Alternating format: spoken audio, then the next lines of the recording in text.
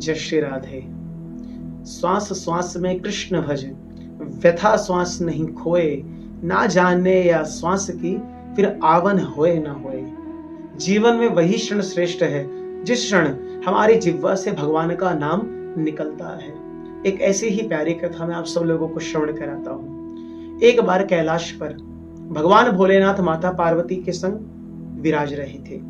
आज माता पार्वती ने कहा कि मैं किसी भक्त के दर्शन करना चाहती हूँ, क्या आप मेरी इस इच्छा को पूर्ण करोगे? भगवान शंकर ने कहा अवश्य पूर्ण करेंगे, क्योंकि जीवन का वही क्षण सबसे अच्छा है जब हमारे जीवन में भगवान के दर्शन हो जाएं, किसी भक्त के दर्शन हो जाएं। भगवान शंकर माता पार्वती को अपने उस वृषभ पर बिठा करके लाने लगे। तो माता पार्वती जी ने कहा कहाँ लेके जा रहे हो, कौन से भक्त के दर्शन कराओगे ये तो बताओ। कहते मैं तुम्हें आज हस्तिनापुर लेकर चल रहा हूँ।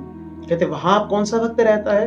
वहां कहते भक्त नहीं, कहते भक्तों में शिरोमणि श्री अर्जुन जी रहा करते हैं। कहते कौन अर्जुन जी? कहते जो पांचों पांडवों में एक अर्जुन है ना, जो भगवान जिनको अपना सखा मानते हैं, वो अर्जुन। कहते अच्छा, अर्जुन के जीवन में ऐसी कौन सी भक्ति है जो मुझे आज तक दिखाई नहीं दी, जरा बताइए तो सही। कहते वह बताने का विषय नहीं है, देखने का विषय है, समझने का विषय है। आप चलिए, आप अपने सामने ही अपने आंखों से देख लीजिएगा। तो माता पार्वती ने कहा ठीक है चलिए। तो भगवान भोलेनाथ माता पार्वती के साथ हस्तिनापुर के महल में पहुंच गए। जब वह द्वार पर पहुंचे तो उन्होंने उसी समय भगवान श्री कृष्ण का स्मरण किया, और भगवान श्री कृष्ण का जैसे ही स्मरण किया, भगवान श्री कृष्ण रुक्मणी जी के साथ, सत्यभामा जी के साथ, उद्धव जी के साथ वहां पर प्रकट हो गए। और जैसे ही प्रकट हुए, यथा योग्य सबने एक दूसरे को वहां पर प्रणाम किया। भगवान भोलेनाथ ने कहा कि मैं आज पार्वती जी को एक भक्त के दर्शन कराने लाया हूं। भगवान श्री कृष्ण ने कहा कौन है वो भक्त, आप बताइए। कहते भक्त और कोई नहीं, आपका ही प्राण प्रिय सखा अर्जुन है। तो आप एक काम कीजिए, हो सके तो एक बार अर्जुन को जाकर के बुला लाइए। उन्होंने कहा ठीक है, जब आप उनसे ही मिलने आए हो तो हम बिल्कुल जाकर के उनको बुला के लाते हैं। भगवान कृष्ण के चलने से पहले ही उनकी पत्नी थी रुक्मणी जी, सत्यभामा जी, वो वहां पर जाने लगी। उन्होंने कहा प्रभु आप खड़े रहिए, हम बुला कर ले आती हैं, आप क्यों कष्ट करते हो। तो जब यहां से दोनों वे गई हैं अंदर, तो वहां जाकर के भैया बहुत देर हो गई, वापसी नहीं आई। जब ठाकुर जी ने देखा कि वापसी नहीं आई तो उद्धव जी की ओर इशारा किया। उद्धव जी अंदर गए और बहुत देर हो गई, उद्धव जी भी वापस नहीं आए। तो ठाकुर जी ने सोचा देखो तो क्या बात है, मैं खुद अंदर जाता हूं। पीछे पीछे भैया श्री ठाकुर जी भी अंदर गए, ठाकुर जी भी बाहर नहीं आए।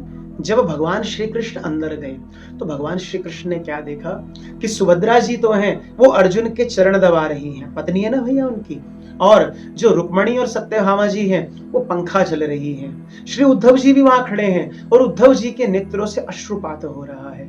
भगवान श्री कृष्ण जैसे ही और आगे बढ़े तो वो उनको सब लीला समझते देर न लगी। क्यों? क्योंकि अर्जुन सो तो रहे हैं, लेकिन अर्जुन के एक एक अंग से श्री कृष्ण श्री कृष्ण श्री कृष्ण श्री कृष्ण इस नाम का उच्चारण हो रहा है।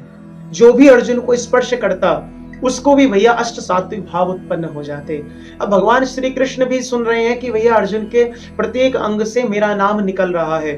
भगवान श्री कृष्ण भी भाव में भर गए, वो भी बाहर नहीं आए।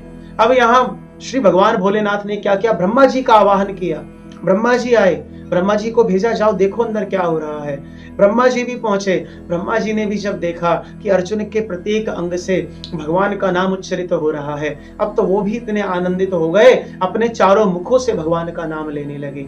ब्रह्मा जी भी बाहर नहीं आए। अब यहाँ भोलेनाथ सोचने लगे अरे जो जाता है बाहर ही नहीं आता। उन्होंने तुरंत नारद जी का स्मरण किया। नारद जी आए, नारद जी को भेजा, अरे आप तो जाकर के खबर दो कि अंदर क्या हो रहा है। नारद जी अंदर पहुंचे हैं और नारद जी ने भी जब देखा कि समस्त वहां पर भगवान श्री कृष्ण की पटरानियां, श्री उद्धव जी, ब्रह्मा जी सब आनंदित मगन हो रखे हैं भगवान के नाम को सुन करके, भैया अब तो नारद जी ने भी अपनी बीड़ा को निकाल लिया, उस पे भैया तान छेड़ते हुए वो भी भगवान का नाम लेने लगे, वो भी बाहर नहीं आए। अब यहाँ भोलेनाथ के मन में आया अब तो हमें ही चलना चाहिए। जो अंदर जाता है वो बाहर आता ही नहीं। तो जैसे ही भोले बाबा ने और माता पार्वती ने उस कक्ष में प्रवेश किया तो क्या देखते हैं कि भैया ब्रह्मा जी अपने चारों मुख से भगवान के नाम का उच्चारण कर रहे हैं, श्री नारद जी वीणा बजाते हुए नाम का उच्चारण कर रहे हैं, श्री कृष्ण खुद भाव विभोर हो रखे हैं, उनकी जो दोनों पटरानियां वो अर्जुन की सेवा करने में लगी हुई हैं, उद्धव जी के नेत्रों से अश्रुपात हो रहा है, सुभद्रा जी चरण दबाते दबाते वो रो रही हैं। क्यों? क्योंकि अर्जुन के प्रत्येक अंग से भगवान का नाम निकल रहा है। जब भोले बाबा ने इस दर्शन को किया तो माता पार्वती से कहते, तुम कहती थी ना कि एक भक्त के दर्शन कराओ, तो मुझे ये अर्जुन बड़ा प्यारा भक्त लगा। लोग तो जागृत अवस्था में भगवान का नाम लिया करते हैं, लेकिन ये अर्जुन कैसा है, ये तो सोते सोते भी इसके अंग प्रत्यंग से भगवान का नाम निकल रहा है। अब तो भोले बाबा भी मगन हो गए, उन्होंने अपना डमरू निकाल लिया और डमरू बजाते हुए वो भी नृत्य करते हुए भगवान नाम का आश्रय लेकर के नृत्य करने लगे। सभा में जितने लोग थे वो भगवान नाम का आश्रय लेते हुए झूमने लगे। अब जैसे ही अर्जुन की नींद खुली है, अर्जुन ने देखा आज तो शयन कक्ष में स्वयं भगवान कृष्ण खड़े हुए हैं, उनकी दोनों पटरानियां खड़ी हुई हैं, उद्धव जी खड़े हैं, ब्रह्मा जी हैं, शिव जी हैं, नारद जी हैं। ये ऐसा आज भैया क्या बात हो गई है जो सब आए हैं? तो अर्जुन ने सबको प्रणाम किया, आने का कारण पूछा, सबने कारण बताया कि हे अर्जुन, आज भोले बाबा आपके दर्शन के लिए आए थे, लेकिन जो भी आया और आपके दर्शन करके आपके शरीर से निकलने वाले उस भगवान नाम में इतना आनंदित हो गया कि वो इस कक्ष से फिर बाहर नहीं जा पाया। अर्जुन तुम धन्य हो, अर्जुन तुम बहुत धन्य हो। क्यों? कि तुम्हें भगवान श्री कृष्ण का सामीप्य तो प्राप्त ही है, भगवान श्री कृष्ण सदा तुम्हारे पास रहते हैं, लेकिन तुम्हारे इस शरीर से, इस शरीर की मारा सार्थकता किसमें है कि भैया तुम्हारे शरीर के प्रत्येक अंग से भगवान नाम का उच्चारण हो रहा है। इसीलिए हमने कहा था श्वास श्वास में कृष्ण भज, वृथा श्वास नहीं खोए, ना जाने या श्वास की फिर आवन होए ना होए।